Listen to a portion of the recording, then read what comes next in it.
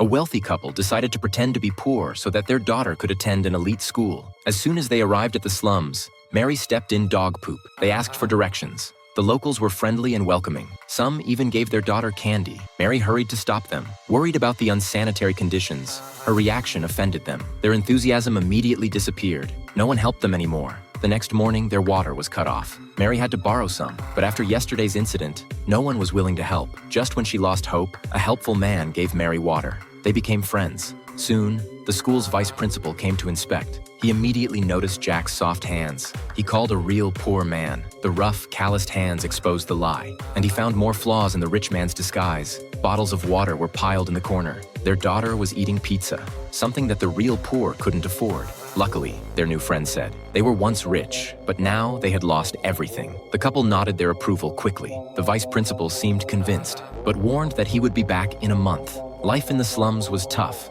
but their daughter quickly adapted. One day she fell while playing. Mary went to help, but a woman stopped her. She watched as other children rushed over to help her daughter up. At that moment, Mary realized that self-reliance was more valuable than dependence. A month later, the vice principal returned. He approved their application. Everyone was excited, until he casually mentioned that they needed to pay 24,000 rupees in extracurricular fees. The rich couple agreed immediately, but their poor friend was silent. He looked helpless. The vice principal said the fee was mandatory. The poor had no choice but to accept it. That night, the rich husband silently took his bank card and walked to the ATM.